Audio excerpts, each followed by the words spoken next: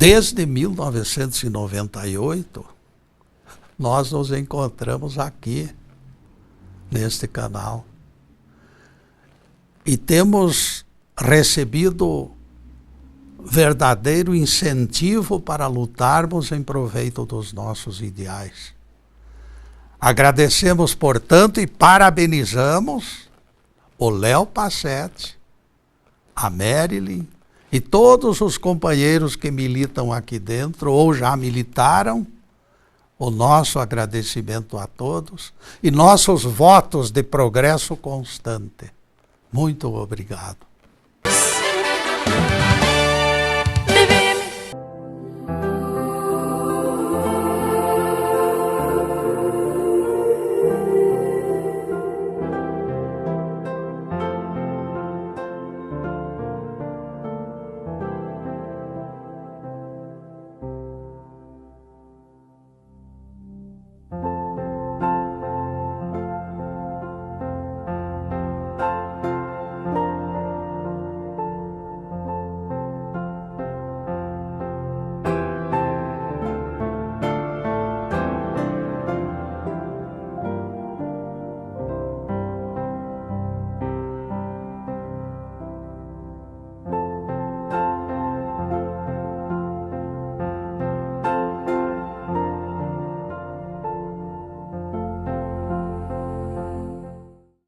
Em seus lares, o programa Quarta Dimensão, na redetvm.com.br, o canal da maior e melhor cobertura local.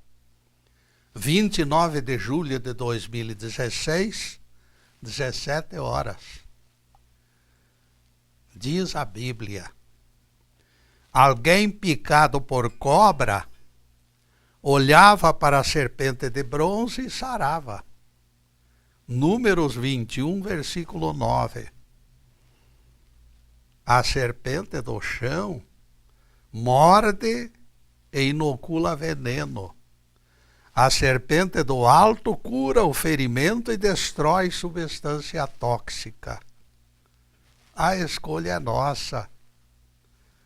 Rastejar de cabeça baixa ou erguer os olhos para receber o alento das forças divinas.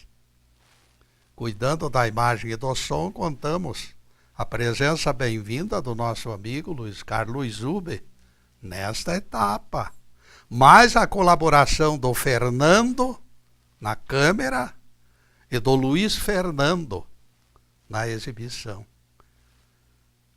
Muito obrigado, meus caros amigos. Com esta valorosa equipe TVM na técnica, permanecemos tranquilos. O tema de hoje será: potências cegas abrem os olhos. Alguém que se encontre nas imediações do Polo Norte, outro nas margens do rio Amazonas, ambos respiram ar que a natureza oferece. Ninguém enxerga, todavia, esta substância de natureza etérea. Esta dádiva permeia a totalidade de átomos e partículas físicas. Desde que sem freios existe uma outra substância paralela a esta, que é a substância do mundo espiritual. Desde que esta substância esteja sem freios e sem controle de inteligência superior, esta força colocaria o planeta em risco. Como o deus fenício Moloque, desde que descontrolada, esta energia cega destruiria até a si mesma, gerando escassez de vida. Religiões antigas divulgavam esta versão ainda nos tempos do paganismo. 2 episódios exemplificam a perturbadora influência que obrigou intervenção das forças criadoras. corrupção dos tempos de Noé, geratriz do dilúvio, e as orgias desenfreadas da época de Abrão e Ló, que resultaram na destruição de Sodoma e Gomorra. Esta substância deletéria era apresentada como serpente infernal pelos sacerdotes de antigas religiões. Nossas escrituras revelam que o descendente de Maria esmagaria a cabeça da serpente. Existe, portanto, alguma fumaça indicando fogo. A serpente simbólica pode se tornar uma serpente atuante, presente. Antigos manuscritos revelam que serpente de gigantescas proporções expelindo fogo. Vejam a natureza profunda que nos revela o símbolo. O Criador, em horas críticas, tem socorrido o ser humano e variadas discrepâncias têm sido corrigidas. Nos mundos de expiação como a Terra, os maus e injustos partilham substância de que lhes falei, todos como peixes no meio das águas. A forma com que administrarmos o nosso mergulho indicará nosso grau de evolução como iniciados. Rasputin, monge russo que defendia uma doutrina místico-erótica, fazia milagres. No entanto, este homem era um desequilibrado e um devasso. Apesar disto, não lhe foi vedado o exercício da mediunidade de cura. A tal ponto Rasputin realizou prodígios que a história registrou sua influência sobre a czarina Alexandra. Curando as crianças da corte russa, o astucioso místico se tornou amigo, confidente e conselheiro dos familiares. E aqui surge o dilema. O fato de alguém curar, acaso não determinará sua condição de espírito superior? É a pergunta que costumeiramente nos fazem. A resposta é a seguinte: todos os bons espíritos realizam prodígios, mas nem todos os que realizam prodígios são espíritos superiores. Rasputin é exemplo inquestionável. Repito o que já falei. Estamos mergulhados em caldo que se espalha aleatoriamente pela atmosfera. Como dizia Shakespeare, entre o céu e a terra, Horácio, há muita coisa mais do que sonha a vossa vã filosofia. Sigo mais para adiante no exame desta questão. Façamos de conta que alguém alcançasse maldade absoluta. Se o humano perverso se despojasse de toda a bondade, esta criatura alcançaria o status de um deus do mal. Seria um deus às avessas, figura lendária do maligno. Eu me apresso em dizer, meus caros, antes que alguém tire conclusões erradas, que tal coisa seria impossível. Terráqueo que se fizesse maldoso por inteiro, perderia a sua humanidade. Ele seria destruído pelo súbito corte da essência divina que o sustentava. Ele seria arriscado do mapa dos viventes por excesso de trevas. O imperador Nero, meus amigos, é símbolo do mal. No entanto, somente o fato de ter sido cantor e poeta mostra o aspecto moderador da sua personalidade. A influência da arte impediu Nero de alcançar o ápice da crueldade e se revelar um verdadeiro monstro, com toda a força que um monstro revela. Ninguém criado por Deus descerá ao zero em termos evolutivos. Aceitamos estagnação. Regredir, porém, consideramos impossível. Se Nero atingisse o perfil de integralmente perverso, ele teria forças para dobrar as multidões furiosas e colocaria os senadores de joelho. Espírito algum tem condições de chegar ao mal absoluto, porque tal coisa acarretaria desagregação. Tal vivente deixaria de ser alguém humano, porque não haveria lugar para a sua monstruosidade entre os terráqueos. O pináculo da perversidade é inatingível, pelo menos em nosso ciclo. Se tal acontecesse, Jesus não teria apontado o espírito como imortal. Não temais os que matam o corpo, mas não conseguem destruir a alma. Mateus 10, 26. É uma declaração de Jesus de que nós somos imortais. Agora, quando vemos o espírito destruído pelo voluntário mergulho no extremo da impiedade, esta afirmação do mestre seria negada, seria inverdade. Suicidas matam o corpo, mas a alma é inatingível. Jamais acreditamos na perversidade sem limites. Ninguém alcançará tal extremo por inteiro.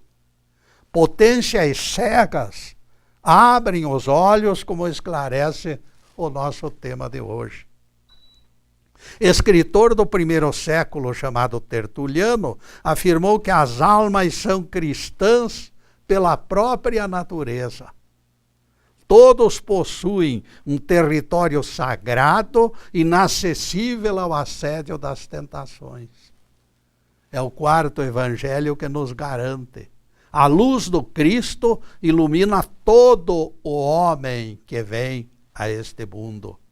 A maldade é transitória e será destruída pela evolução. Também o perverso possui a luz do Cristo, ela ilumina todo homem que vem a este mundo. João 1, versículo 9. O Evangelho, meus amigos, não aponta exceções. E nestas exceções, nós vamos fazer uma pausa em nosso programa para os comerciais do canal, mas é um instantinho só. Daqui a pouco estaremos de volta. Obrigado.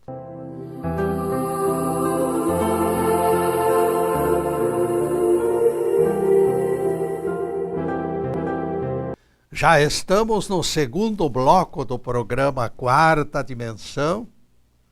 E por gentileza do Zub, o nosso site está na telinha.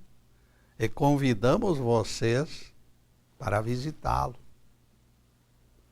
Valerá a pena ocupar alguns minutos do seu tempo. E não esqueçam o YouTube, onde inúmeras palestras se encontram dia e noite à disposição de vocês. O YouTube está sob a batuta do Zub, em estreita parceria com o Marcos Bastos, que está prestando preciosa colaboração. Nosso muito obrigado aos dois. E voltaremos ao tema de hoje. Potências cegas abrem os olhos. Em se tratando de seres criados por Deus, não cabe retrocesso. Cristão progride ou estaciona. jamais regride. A capacidade de realizar o mal acompanha a curva da nossa ignorância. Sim, Getúlio, interveio o Crispim dos Anjos. Mas você já disse que o maligno é alguém humano, Getúlio. Este humano, para ser príncipe dos demônios, não terá que atingir 100% em termos de maldade? De fato, caríssimo Crispim, eu já divulguei esta doutrina algumas vezes, para marcá-la, para fazer com que as pessoas entendam. Descrevi figura humana orgulhosa da sua perversidade, consultando o espelho mágico. Espelho, espelho meu, haverá no mundo alguém mais perverso do que eu? E a resposta do espelho naquele dia derrubou a figurinha do trono. Existe sim, majestade, respondeu o espelho. Num bairro de Londres, Mr. John terminou de esquartejar sua santa mãezinha e agora se tornou o líder dos malignos em todo o planeta Terra. No sobe e desce da bolsa de crimes, ninguém fica muito tempo em primeiro lugar. Rei destronado cede lugar a outro líder mais perverso. É assim que eu entendo a figura do maligno. Ele é o habitante da terra mais perverso. Isto não significando, porém, maldade extrema. Simplesmente, ele é o mais perverso do planeta Terra, que está no cargo de demônio maior. Vejam o que diz Apocalipse. Aquele que tem entendimento, calcule o número da besta. Diz o profeta João, pois é número de homem. O número da besta é número de homem. Por quê? Porque a besta é uma pessoa humana. Apocalipse 13, versículo 18. De todas as maneiras, o Apocalipse confirma a nossa afirmação. Vejam só o que diz também o Apocalipse. A besta que viste era, mas não é mais. Ela se ergue do abismo e perde o status de besta. Apocalipse 17, versículo 8. As palavras são claras. Quando a figura maldosa se ergue do abismo, significa algo bom que aconteceu com ela. Então ela perde a chefia dos malignos. Toda vez que no mundo surgir alguém mais perverso do que o maligno de plantão, o pior deles é empossado na administração diabólica. Rei morto, rei posto. Para mim não foi fácil aceitar prodígios realizados pelos maus.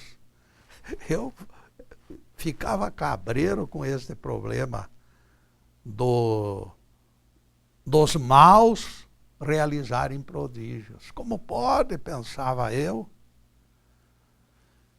Somente me convenci do assunto quando comprovei que os anjos maus são humanos.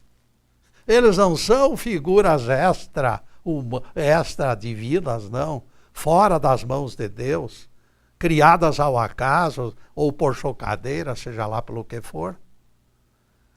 Profetizando sobre a besta, a Bíblia diz que ela realizará prodígios e até fará descer fogo do céu sobre a terra.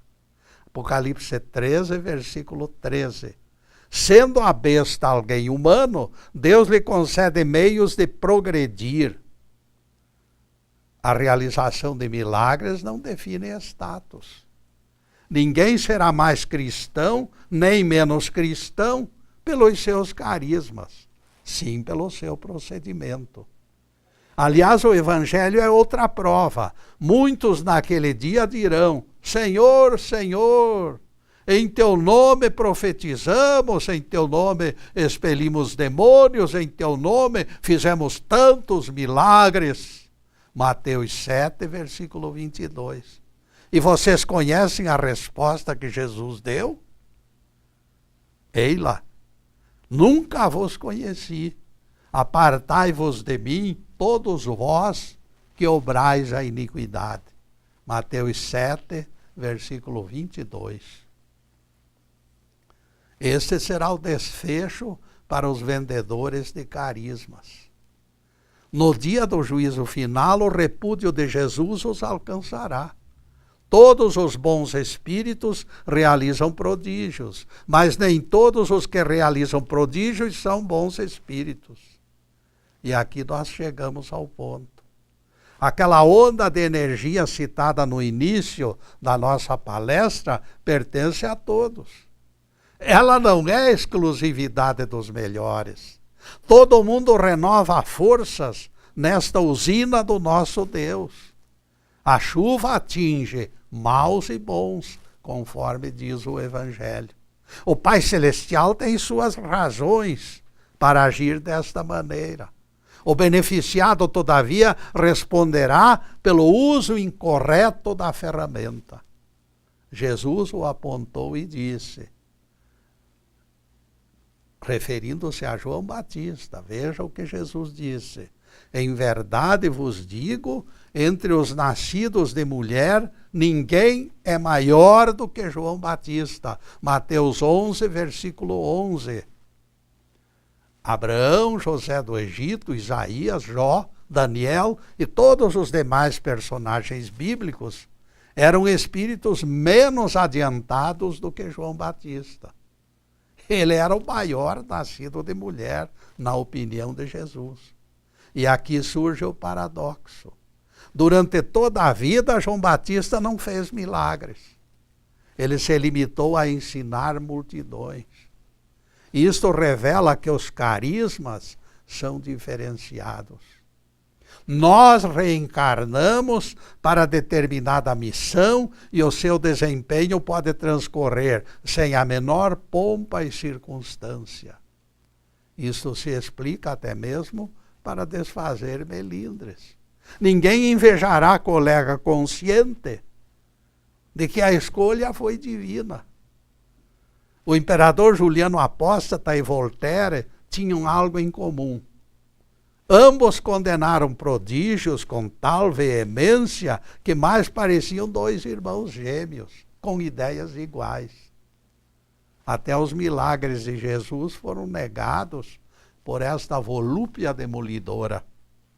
Eles jamais deram o menor crédito aos evangelhos.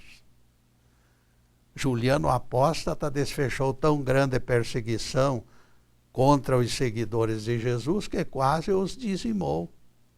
Até neste ponto, Jesus é diferente de nós. Nada limitava os seus carismas. Sua integridade pessoal e compaixão moviam todas as correntes no entorno do planeta. O nosso Rabi produziu pão, sossego e paz, para alívio das carências do seu povo. Voltando a focalizar o milagre para esclarecer suas facetas múltiplas, diremos que circunstâncias podem influenciá-lo. Quando os reis de França gozavam plena aceitação dos seus súditos, eles chegavam a curar doenças pela fascinação da simples presença. Continuaremos nesse assunto no próximo bloco. Porque agora, meus caros, nós vamos fazer uma pequena interrupção em nosso programa para os comerciais do canal. Mas é um instantinho só. Daqui a pouco estaremos de volta. Obrigado.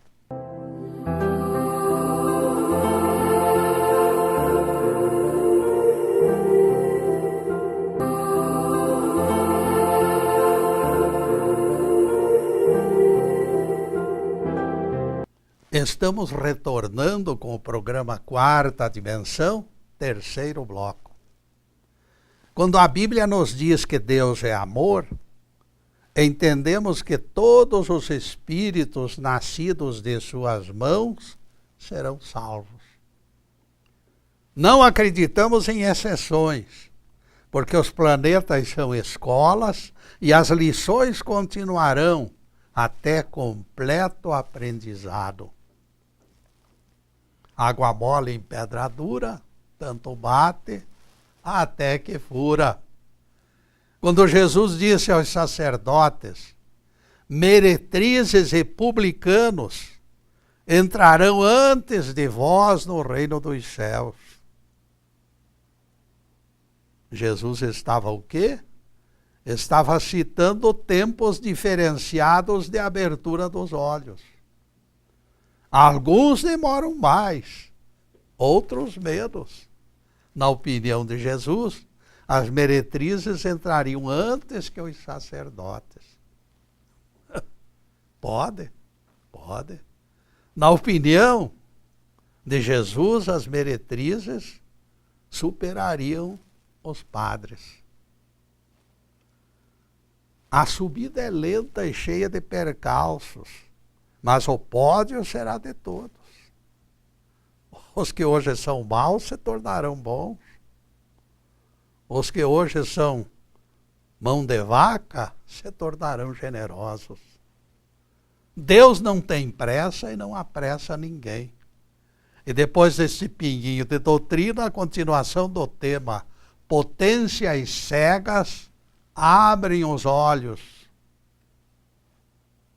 Cagliostro talvez tenha sido charlatão, até o momento em que foi apelidado Divino Cagliostro. Imediatamente após esta nomeação que lhe concederam, ele deslanchou na realização de prodígios. Jesus encontrou dificuldades de realizar milagres em Nazaré, onde era apontado como filho do carpinteiro. A tal ponto se escandalizaram os nazarenos que o mestre proferiu o famoso desabafo: profeta não é honrado em sua pátria e na sua própria casa. Palavras de Jesus em Mateus 13, versículo 57. É o que diz o povo. Santo de casa não faz milagres. A falta de vibração e entusiasmo nos conterrâneos produziu ceticismo e descrença.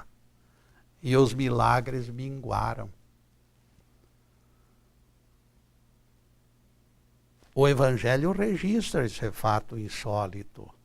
Não sou eu apenas que estou dizendo, está no Evangelho. Jesus não realizou nenhuma obra poderosa porque eles não tinham fé. Mateus 13, versículo 58. A estratégia guerreira de Joana d'Arc foi elogiada, enquanto ela manteve a fascinação das vitórias. Depois de encarcerada e solitária, ela terminou condenada e queimada na fogueira. Tudo será questão de manutenção de chama sempre acesa. Onde não existe terra cultivada e fértil, as sementes se perdem no meio do solo ressequido. Jesus era muito previsível em Nazaré, onde todos conheciam que ele era o filho do carpinteiro. Faltava a alavanca para que rodasse o círculo mágico. Quando não existe reconhecimento e aceitação do carisma, o magnetismo desaparece. A vela mágica se apaga. Magos não podem ser surpreendidos na prosaica simplicidade de um traje de dormir. Já pensou um mágico? Já pensou um mágico de pijamas? Eles precisam vestir a túnica resplandecente que arranque aplausos frenéticos. Prodígios se concretizam pela interação entre paranormal e seus beneficiários deslumbrados. Em algumas ocasiões, todavia, esta comunhão esbarra com dificuldades que todas as partes consideram intransponíveis. Conflitos de toda ordem impedem que se alcance uma solução harmônica. Senhora Barnes, disse o médico, alguém da família está satisfeita com o desempenho de Davi na escola? Não, disse a mãe. No momento ele se sente solitário em casa e infeliz no colégio. O médico limpou vagarosamente os óculos e depois lhe disse, o abismo se tornará cada dia maior entre seu filho e as outras pessoas. A senhora já lhe ensinou tudo o que podia. Agora o menino está precisando de profissionais para a abertura dos seus olhos para a vida. Mandá-lo para o colégio Village, meu caro doutor, será o mesmo que rejeitar meu filho, disse a mãe, nervosa. Ele jamais irá me perdoar por aquilo que considera uma rejeição. Está posto o dilema, disse o médico. É agir com racionalidade ou deixar que ele cresça debaixo das suas asas e se torne cada vez mais incapaz? Carol Barnes deixou o consultório com o rosto em fogo. Em casa, os olhos da mulher fitaram a criança com crescente aflição, com a cabeça baixa, inexpressivo, os braços pendentes, a boca molemente aberta, a criança mais parecia alguém estranho. Carol Barnes sentiu o frio tomar conta dela, com tamanha intensidade que ela tremeu dos pés à cabeça. Aquilo não poderia estar acontecendo em sua família. Aquela criança desnorteada não restava o menor traço do filho sadio que ela recebera na maternidade.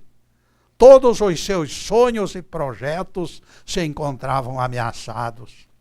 Durante toda a noite a mãe ficou deitada naquele limbo violáceo entre o sono fugaz e o despertar de pesadelos.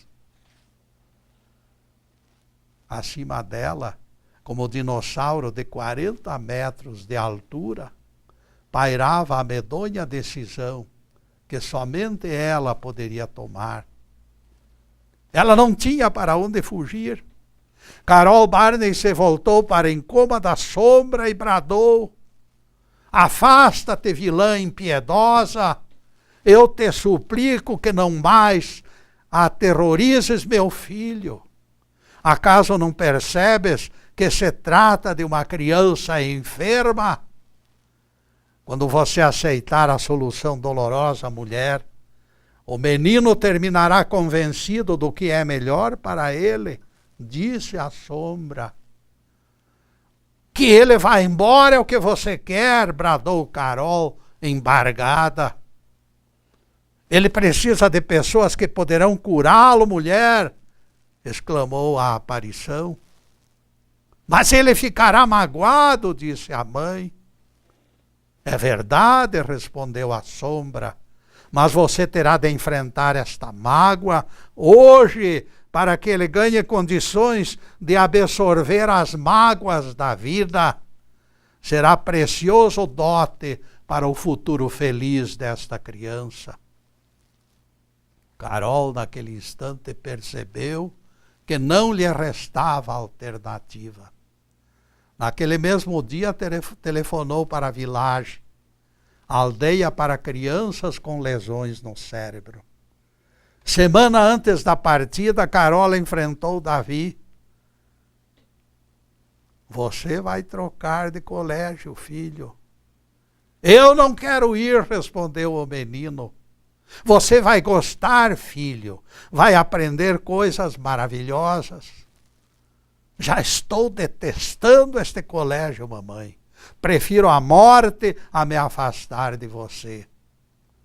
No avião onde viajavam, Davi disse a Carol: sinto represa atrás dos meus olhos, mamãe.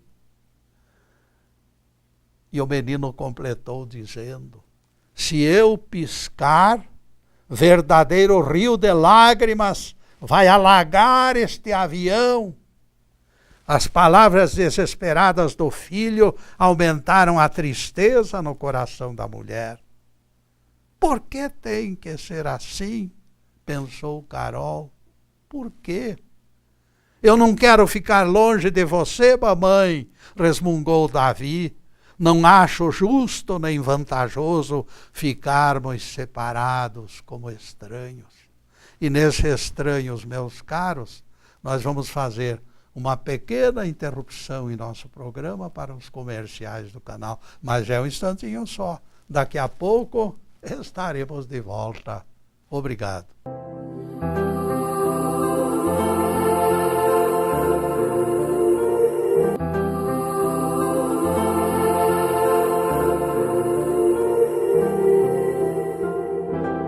E atingimos o último bloco do programa Quarta Dimensão. O relógio está correndo como cavalo de raça. Para a abordagem na próxima sexta-feira, 5 de agosto, estamos elaborando o seguinte tema: uma janela fica sempre aberta. Em seguida, os últimos questionamentos sobre o assunto de hoje. Potências cegas abrem os olhos.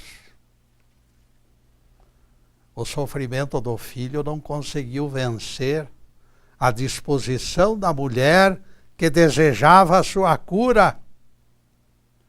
Mas a entrega da criança custou também para ela uma represa em seus olhos.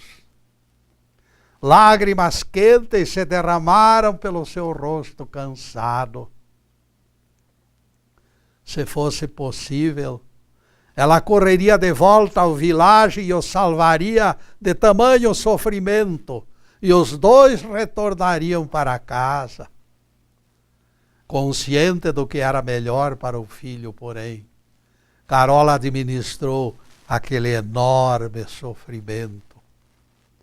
Nas primeiras cartas que chegaram, as notícias não eram agradáveis. A assistente social se queixava de criança amargurada, infeliz, calada e desinteressada por tudo e por todos.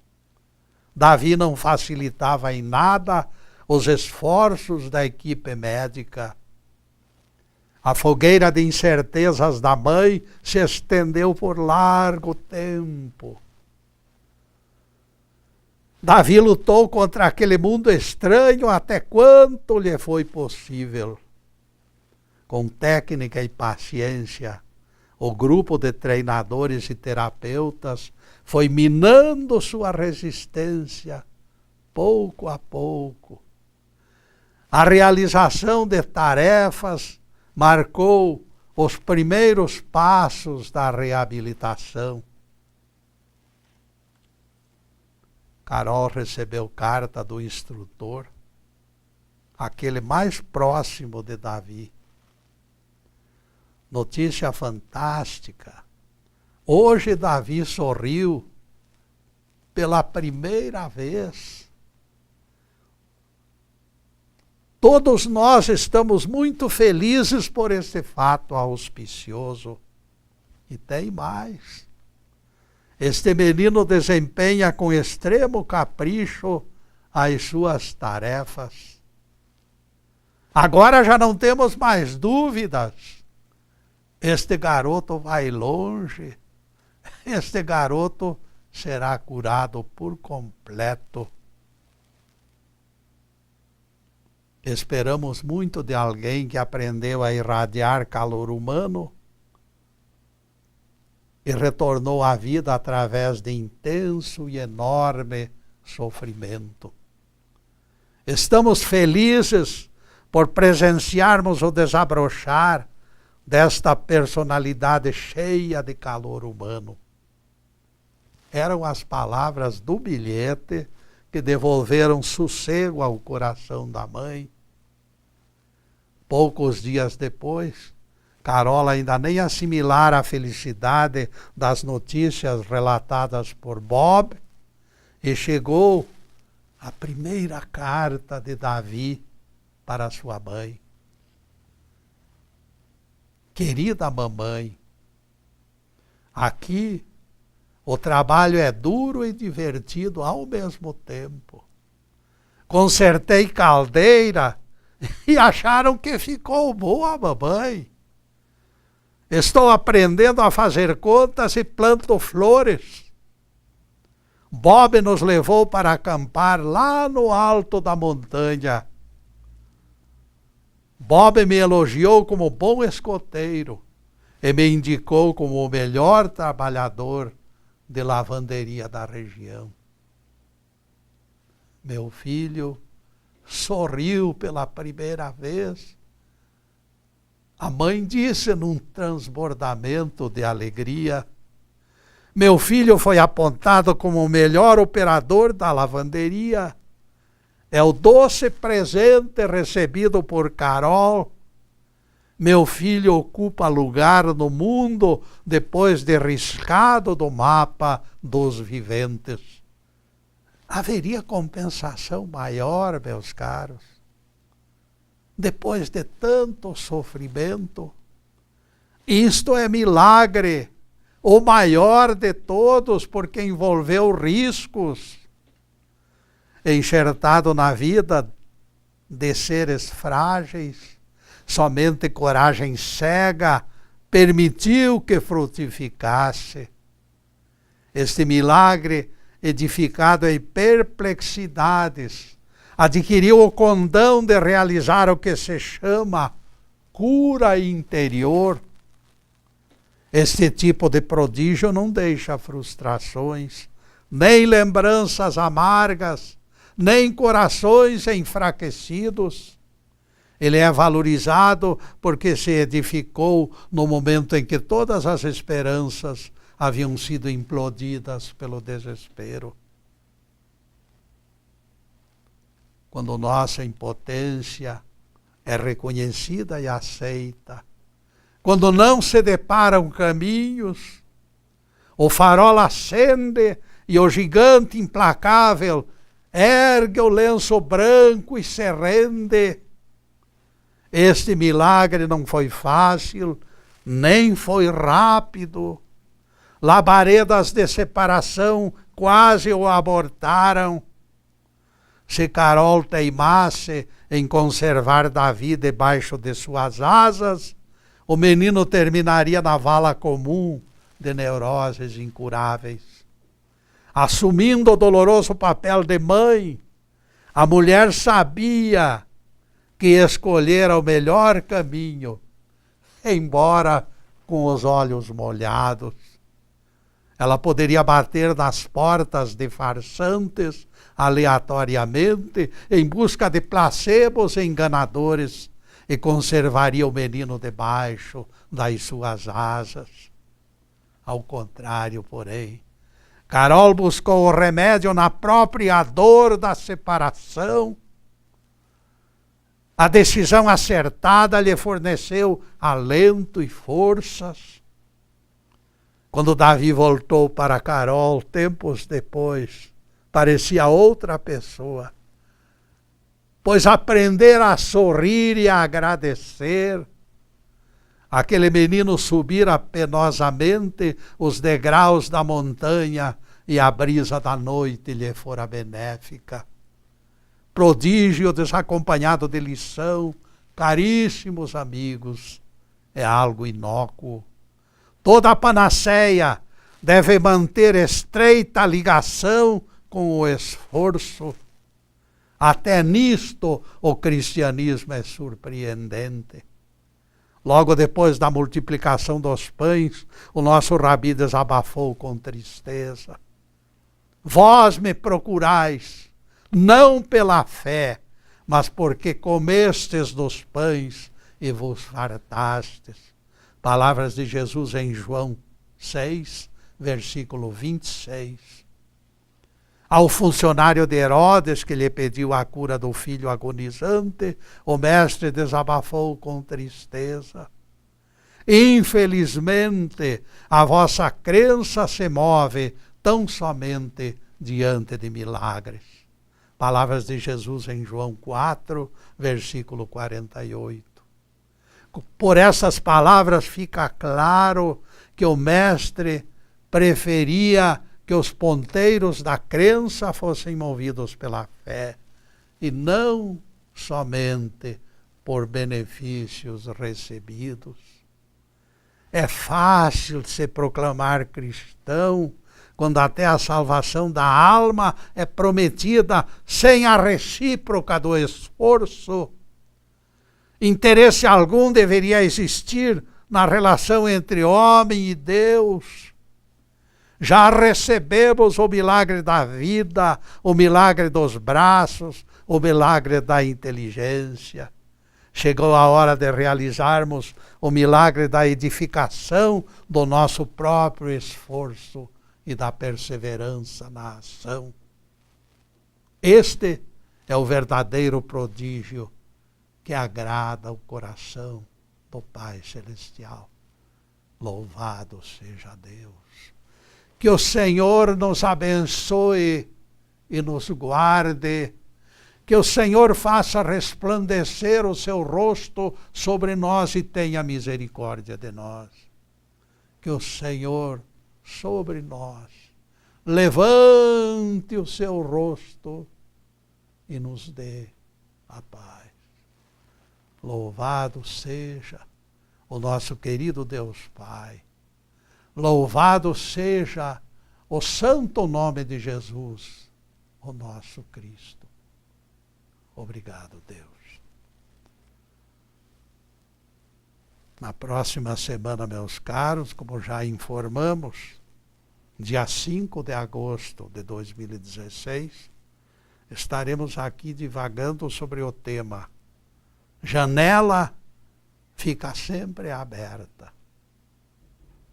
E neste ponto, meus caros, o que nos resta fazer, senão entregar a vocês este nosso agradecimento profundo por esta maravilhosa presença e solidariedade. Muito obrigado, meus amigos. Que o Pai Celestial possa abençoar a todos e a cada um com saúde, paz, prosperidade, alegria de viver, mas acima de tudo, meus amigos, muito amor no coração. Obrigado, meus amigos, e boa noite.